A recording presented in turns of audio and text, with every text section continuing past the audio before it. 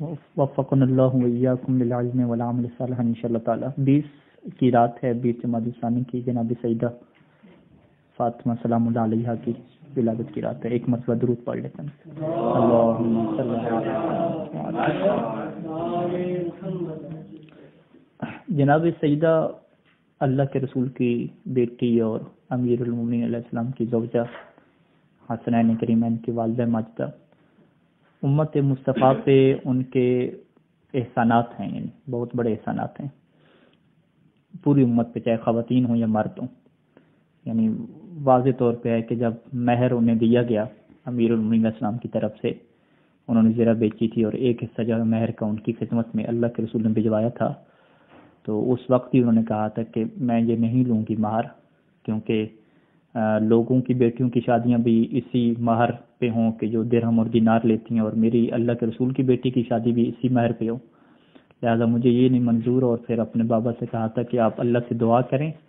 کہ میرا مہر اللہ یہ رکھے کہ آپ کی امت کے جو گناہ گار ہوں گے میں ان کی شفاعت کروں گی، یہ مجھے مہر چاہیے۔ وعلیکم السلام۔ اور پھر ہوا بھی ایسے کہ جیسے سیدہ نے یہ کلام مکمل کی تو حضرت جبرائیل جو ہے وہ ایک ٹکڑا لے کر آئے ریشم کا، کہ جس کے اوپر یہ لکھا ہوا تھا کہ اللہ تعالیٰ نے جناب فاطمہ کا مہر یہ قرار دیا ہے کہ وہ اپنے بابا کی امت کے گناہ گاروں کی شفاعت کریں گی۔ تو یہ سب کے اوپر کیا احسان ہے۔ ہم چونکہ فقہ کا درس اور فقہی حوالے سے اگر ہم ایک چیز کے اوپر غور کریں کہ جو چیز بڑی واضح طریقے سے ہمیں سمجھ آتی ہے کہ جناب سیدہ کا اپنی سیرت اور کردار کے ذریعے سے جو ہے وہ مردوں کے اوپر بھی بہت بڑا احسان ہے، اور مردوں میں سے جو ایک صنف ہے جو شوہر کی صنف ہے، ان کے اوپر جو ہے وہ بہت بڑا احسان ہے جو اسلامی معاشرے میں جو ہماری شادیاں ہوتی ہیں، اور اس حوالے سے وہ اس وجہ سے میں کہہ رہا ہوں کہ انشاءاللہ تیسری جلد میں کتاب النکاح کے بعد کتاب النفقات کا ایک بحث آئے گی کہ جس میں ہم یہ بحث کریں گے کہ حقوق کیا ہیں اور کس کا خرچہ اٹھانا کن کے اوپر کیا واجب ہوتا ہے۔ تو وہاں پہ آپ دیکھیں گے کہ مردوں کے اوپر یہ ذمہ داری آتی ہے خرچہ اٹھانے کی اور تمام تر حقوق کی، اور شوہر اور بیوی کے حقوق میں آپ دیکھیں گے کہ شوہر کے اوپر کیا ہے بہت سارے واجبات ہیں، بہت سارے حقوق ہیں، اور اس کی گردن پہ ہیں کہ وہ حقوق کیا ادا کرے۔ اور جناب سیدہ سلام اللہ علیہ ان حقوق سے فائدہ اٹھا سکتی تھی، لیکن ایک بھی حق سے جو ہے وہ سیدہ نے فائدہ نہیں اٹھایا۔ یعنی سیدہ کا حق بنتا ہے کہ وہ فائدہ اٹھائیں، لیکن ایک بھی حق سے فائدہ نہیں اٹھایا، بلکہ الٹا جو ہے وہ احسان کر دیا کہ کہا کہ یہ میں اپنے حق سے فائدہ نہیں اٹھاتی، بلکہ الٹا میں کیا آپ کے اوپر احسان کرتی ہوں۔ ٹھیک ہے، یعنی ہم اس کی مثال یوں لیتے ہیں کہ اگر فرض کریں کہ جو ہے وہ میں نے جو ہے وہ کسی کے پیسے دینے ہیں، ٹھیک ہے، وہ بندہ جو ہے وہ اس نے میرا پیسہ واپس کرنا ہے، تو اگر میں اس سے پیسہ نہیں لیتا، میں کہتا ہوں ٹھیک ہے میں نے معاف کیا، تو میں اس کی پریشان کر رہا ہوں، نیکی کر رہا ہوں، میرا حق بنتا ہے کہ میں پیسہ لے لوں، لیکن میں جان بوجھ کے نہیں لیتا۔ تو ہمیں کتاب النفقات جب پڑھیں گے تو اس میں بالکل یہ صورتحال آپ کو نظر آئے گی۔ یعنی چند ایک مثالیں کہ فرض کریں کہ اس میں پہلی چیز کیا ہے کہ خاتون کے اوپر گھر کے کام کاج جو ہے وہ واجب نہیں ہے، ٹھیک ہے، چاہے وہ خاتون بیٹی کی شکل میں ہو، ماں کی شکل میں ہو یا بیوی کی شکل میں ہو، گھر کے کام کاج شریعت نے اس کے اوپر واجب نہیں رکھے۔ شوہر کے اوپر یہ واجب قرار دیا ہے کہ وہ سارے گھر کے کام کاج کیا ہے فراہم کر کے خاتون کو دے گا، اور خصوصاً جو کھانا پکانے اور نفقہ کی ذمہ داری ہے وہ بھی خاتون کو تیار شدہ کھانا کیا ہے فراہم کرے گا۔ یعنی وہاں پہ صحیح ثانی کی آپ تعبیر پڑھیں گے کہ تسلم کے لفظ کیا موجود ہے کہ حوالے کرنا، کہ پکا ہوا کھانا بیوی کو پیش کرنا یہ شوہر کے اوپر کیا واجب ہے، بیوی کے اوپر کھانا پکانا وغیرہ واجب نہیں ہے۔ لیکن اس کے باوجود سیدہ نے جو ہے وہ اس حق کو استعمال نہیں کیا۔ یعنی کوئی تاریخ میں ہمیں ایسی مثال نہیں ملتی سیرت میں کہ مولا علی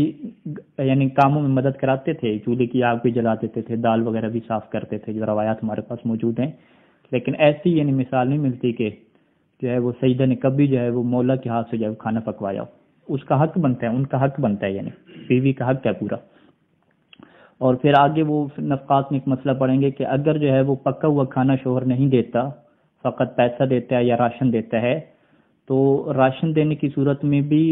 جو کھانے کو پکانے کی اجرت ہے وہ خاتون مانگ سکتی ہے، اس کا حق ہے، ٹھیک ہے، وہ کہہ سکتی ہے کہ میں نے کھانا پکانا ہے، وعلیکم السلام ورحمۃ اللہ وبرکاتہ، اور کھانے پکانے کی اتنی اجرت بنتی ہے وہ مانگ سکتی ہے۔ لیکن سیدہ کی سیرت میں دیکھیں کہ انہوں نے اس کی بھی کیا اجرت نہیں مانگی۔ اچھا، یہ تو گھر کے کاموں کے حوالے سے ہے۔ باقی جو ہے وہ صفائی ستھرائی کے حوالے سے آپ لے لیں، وہ بھی کیا ہے شوہر کی ساری ذمہ داری ہے، خاتون کی کوئی ذمہ داری بھی نہیں. خاتون کے فقط دو ذمہ داری ہیں کہ شوہر کی اجازت کے بغیر گھر سے باہر نہیں جا سکتی، اور شوہر اگر مطالبہ کرے حقوق کے حوالے سے تو اس کا وہ انکار نہیں کر سکتی بغیر کسی شرعی وجہ کے. اس کے علاوہ کچھ بھی اس کے اوپر واجب نہیں رکھا. اچھا، اگر بچے پیدا ہو جاتے ہیں، ولادت ہو جاتی ہے، تو بچے کو دودھ پلانا بھی خاتون کے اوپر واجب نہیں قرار دیا. ٹھیک ہے، حتیٰ کہ وہ دودھ پلانے کے پیسے تک لے سکتی ہے شوہر سے. بچے کی تربیت کرنا، اس کو سنبھالنا، دیکھ بھال کرنا، اس کے پورے پیسے لے سکتی ہے. لیکن سیدہ کی سیرت میں آپ دیکھیں گے کہ اس طرح کی انہوں نے بنیاد نہیں رکھی اس چیز کی. یعنی باوجود اس کے کہ ایک خاتون کو اللہ حق دے رہا ہے کہ تمہارے اوپر یہ واجب نہیں ہے بچے کی تربیت کرنا، بچے کو پالنا، دودھ پلانا، کچھ بھی تمہارے اوپر واجب نہیں ہے، سارا شوہر کے اوپر واجب ہے. اگر تم کر رہی ہو تو شوہر سے تم اس کا پیسہ لے سکتی ہو. لیکن پھر بھی جو ہے وہ سیدہ نے یہ سیرت پیش نہیں کی. یعنی ایک حق اللہ نے ان کو دیا خاتون کو، پھر بھی اس سے استفادہ نہیں کیا.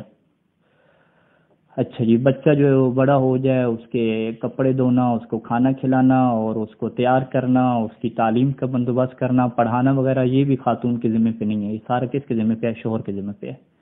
خاتون کے ذمہ کچھ بھی نہیں رکھا، پھر بھی سیدہ نے سارے کاموں کو کیا. یعنی آپ ان چیزوں کو دیکھتے ہیں تو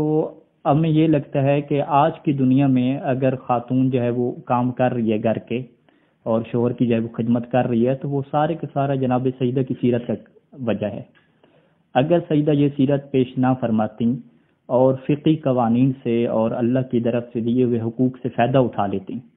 ٹھیک ہے، سیدہ گھر کے کام نہ کرتی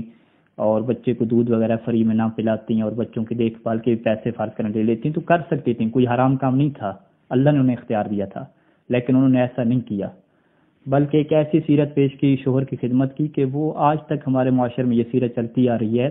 کہ اگر خاتون گھر کے کام نہ کرے تو یہ نہیں اس سے کہا جاتا کہ ٹھیک ہے یہ کوئی حرام کام تھوڑی کر رہی ہے، اس کے اوپر کرنا واجب تھوڑی ہے، یہ نہیں کہا جاتا، بلکہ الٹا کیا کہا جاتا ہے کہ یہ تو بری خاتون ہے.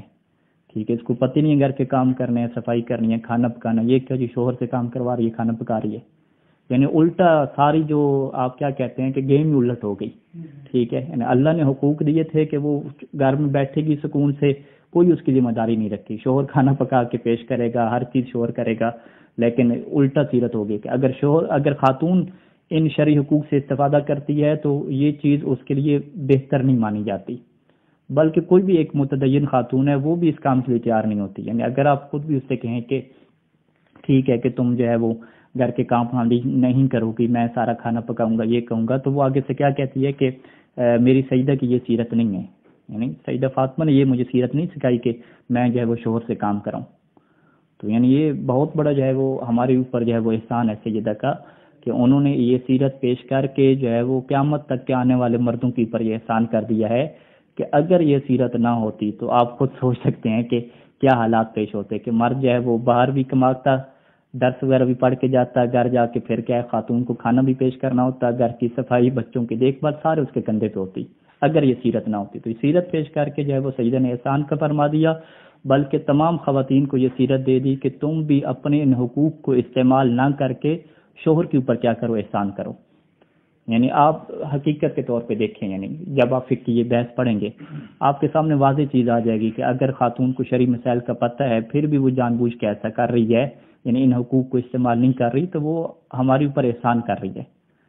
اور اس وقت جتنے بھی مولوی حضرات ہیں یا دیگر حضرات ہیں وہ خاتون کے احسان کے نیچے دبے ہوئے ہیں. یعنی ہم ایسا نہیں کہہ سکتے کہ خاتون نے کوئی احسان نہیں کیا، خاتون نے بہت بڑا احسان کیا. وہ شریعت کے قانون سے فائدہ اٹھا سکتی تھی، لیکن اس نے سیدہ فاطمہ الزہرا سلام اللہ علیہ کی سیرت پہ عمل کرتے ہوئے کسی بھی حق سے فائدہ نہیں اٹھایا اور شوہر کے اوپر کیا ہے احسان کیا.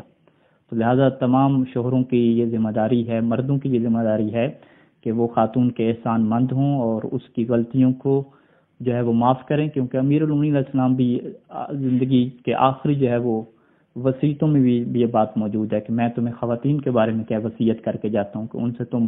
نرم جو ہے وہ گفتار اور نرم لہجہ رکھنا، اگر وہ کوئی غلطی کر دیتی ہیں تو انہیں تم معاف کر دینا. یعنی یہ بہت ساری روایات میں کہا گیا ہے کہ بیوی کی غلطیوں کو معاف کرنا، خواتین کی غلطیوں کو معاف کرنا، ان سے نرم لہجہ رکھنا، یہ ہماری کیا ذمہ داری ہے. اور خصوصاً اگر صورتحال ایسی بن چکی ہو کہ خواتین جو ہیں وہ مردوں کے اوپر احسان کر رہی ہوں، اپنے شرعی حقوق کو چھوڑ رہی ہوں، وہ مطالبی نہ کر رہی ہوں ان شرعی حقوق کا، الٹا جو ہے وہ سیدہ کی سیرت کہ عمل کر کے مردوں کو جو ہے وہ احسان کے نیچے رکھ رہی ہوں، تو پھر تو مردوں کے اوپر اور بہت زیادہ ذمہ داری آ جاتی ہے کہ وہ اپنی بیویوں کی قدر کریں، اپنی خواتین کی قدر کریں، ان کی کم از کم جو ہے وہ ان کی مد میں، ان کی تعریف میں کیا ہے کلمات کہہ دیں، انہیں کہیں کہ واقعاً تمہارا جو ہے وہ میرے اوپر احسان ہے کہ تم یہ چیزوں کا مطالبہ کر سکتی تھی لیکن تم نے مطالبہ نہیں کیا اور سجدہ کی سیرت پہ عمل کیا۔ تو نہ فقط جو ہے وہ اپنی بیوی کے شکر گزار بنے، اپنی خواتین کے شکر گزار بنے، بلکہ سب جو ہے وہ مرد مل کے سجدہ کی بارگاہ میں حاضر ہوں اور سجدہ کے کیا شکر گزار بنے کہ اگر سجدہ جو ہے وہ یہ سیرت پیش نہ کرتی تو آج جو ہے وہ مردوں کے یہ والے حالات نہ ہوتے۔ صلی اللہ علیہ محمد و آلہ اجمعین۔ ایک مرتبہ درود پڑھ۔